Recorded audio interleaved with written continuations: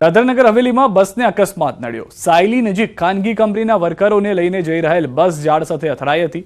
અકસ્માતમાં બસમાં સવાર 20થી વધુ ઘાયલ લોકોની ઈજા થઈ હતી। દાદરાનગર હવેલીના ઉમરકુઈ ગામે આવેલ હુક્તામાકી ઇન્ડિયા લિમિટેડ નામની કંપનીના વર્કરોનો સવારની શિફ્ટ સામે લઈ જતી વખતે બસ સાયલી નજીક સાંકડા રસ્તેથી પસાર થઈ રહી હતી। એ વખતે જ સામેથી આવતા એક વાહને બચાવવાના પ્રયાસમાં બસના ચાલકે કાબુ ગુમાવ્યો અને બસ ધરાકાભેર રોડની બાજુમાં ઝાડ સાથે અથડાઈ। અકસ્માતમાં ચાલક સહિત બસમાં સવાર 20થી વધુ કામદારોને ઈજાઓ થઈ હતી।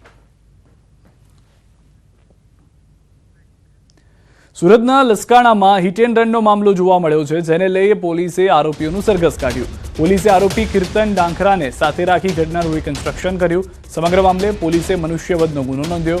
Valak Abrama router ring road ઉપર હિટ એન્ડ રનની ઘટના બની હતી। અકસ્માતમાં 2 સગા ભાઈએ જીવ ગુમાવ્યા હતા, જ્યારે મહિલા અને બાળક સહિત 4 લોકો ઇજાગ્રસ્ત થયા, જે અંગે પોલીસે આરોપી જેમીશ ભીંગરાડિયા અને કીર્તન ડાંખરાની ધરપકડ કરી છે। જ્યારે ઘટનામાં કીર્તનના પિતા મનોજ ડાંખરા, નેમી લુખી અને ધ્રુવ પોલીસ પકડથી દૂર છે।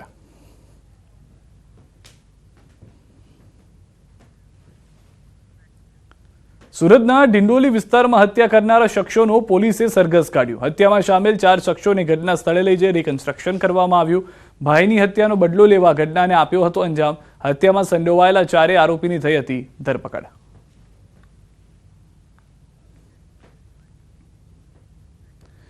નડિયાદમાં કેફી પીણા પીવાથી 3 લોકોના મોત નીપજ્યા હતા, ત્યારે 3 મૃતદેહને પોસ્ટમોર્ટમ કરવામાં આવ્યું। પોસ્ટમોર્ટમ કર્યા બાદ પરિવારજનોનો મૃતદેહ સોંપવામાં આવ્યો છે। 3 મૃતકોના બ્લડ સેમ્પલ સાથે સાથે માનવ અંગના પણ સેમ્પલ લેવામાં આવ્યા। વિસેરા અમદાવાદની લેબોરેટરીમાં મોકલવામાં આવ્યા, જેનો રિપોર્ટ લગભગ 1 મહિનામાં આવશે।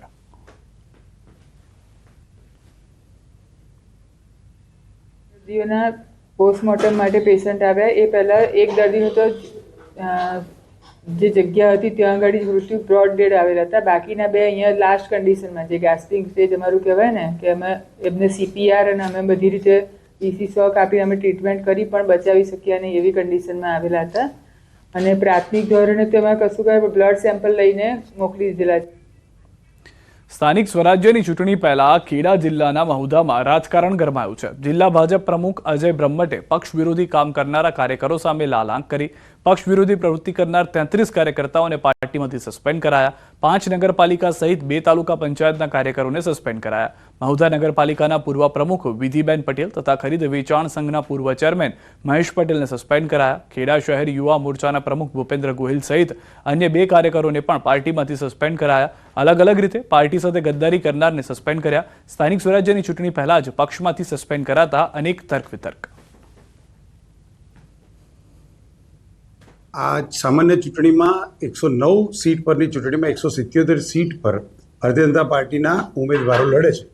આપણી પ્રક્રિયામાં લોકતાંત્રિક પ્રક્રિયાથી ઉમેદવારની પસંદગી કરવામાં આવે છે। તેમાં ભારતીય જનતા પાર્ટીના મેન્ડેટની સામે ઉમેદવારી કરનાર કુલ 33 લોકોને આજે તેમના પ્રાથમિક સભ્યપદેથી અને સક્રિય સભ્યપદેથી સસ્પેન્ડ કરવામાં આવે છે। બોટાદ શહેર ભાજપ દ્વારા પ્રબુદ્ધ નાગરિક સંમેલનનું આયોજન કરવામાં આવ્યું છે। મોટી સંખ્યામાં શહેરના નામાંકિત વ્યક્તિઓ, આગેવાનો ઉપસ્થિત રહ્યા। પ્રદેશ ભાજપના મુખ્ય વક્તા પ્રશાંત વાળા રહ્યા ઉપસ્થિત।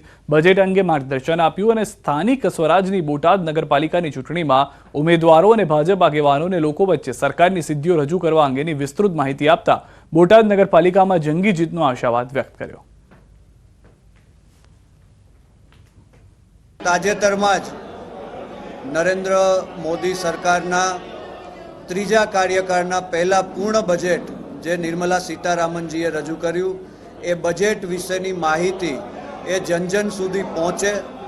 બજેટમાં શું શું ફાયદાઓ છે, શું શું લાભ છે, દરેક નાગરિકો માટેનું આયોજન આ બજેટમાં કરવામાં આવેલું છે, એ વિશેની વાત એ જન સુધી પહોંચે એ માટે આજે બોટાદમાં પ્રબુદ્ધ નાગરિક સંમેલનનું આયોજન ભારતીય જનતા પાર્ટી દ્વારા કરવામાં આવેલું।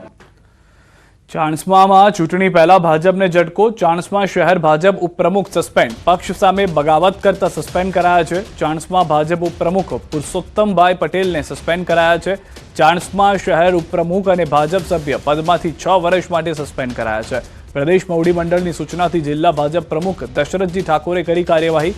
પાલિકામાં ભાજપ ઉમેદવાર વિરોધ। વોર્ડ નંબર 5માં અપક્ષમાં ઉમેદવારી કરતા પક્ષે કરી છે કાર્યવાહી।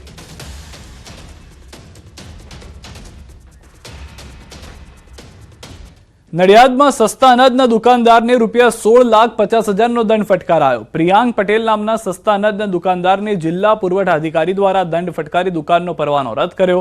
મામલતદારની તપાસમાં દુકાનદાર પ્રિયાંક પટેલ દ્વારા ગરીબ લાભાર્થીઓને આપવામાં આવતો 16,000 કિલો અનાજનો જથ્થો સગેવગે કરી નાખ્યો હોવાનું જાણવા મળ્યું. નડિયાદ અને જિલ્લાભરમાં અવારનવાર અનાજ કૌભાંડની ઘટનાઓ સામે આવી રહી છે, ત્યારે દાખલારૂપ કામગીરી ક્યારે થશે તે સવાલ છે.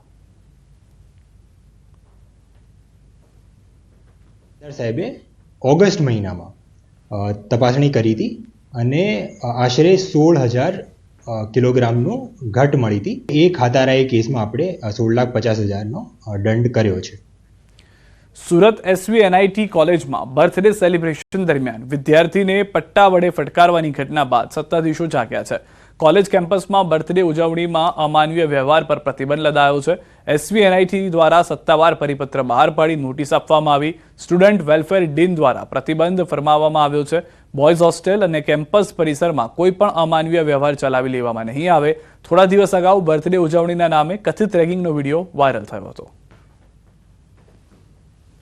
અમે જે રીતના મનાવે છે એ સેલિબ્રેશન પર અમે એવી રીતના ફિઝિકલ અસોલ્ટ કે મેન્ટલ હેરેસમેન્ટ કોઈ કરે અને એવી રીતના કોઈ પણ સેલિબ્રેશન થાય તો એવી ઇવેન્ટ માટે અમે હવે બેન કરી રહ્યા છે અને જો કોઈ આવી રીતના સેલિબ્રેટ કરશે તો સ્ટ્રિક્ટ એક્શન લેવામાં આવશે. સુરતની SVNIT કોલેજમાં વિદ્યાર્થી સાથે રેગિંગ મામલે NSUI કાર્યકર્તાઓએ વિરોધ કર્યો. SVNITના ડિરેક્ટરને ઉગ્ર રજૂઆત સાથે નક્કર પગલાં ભરવા માંગ કરી. NSUI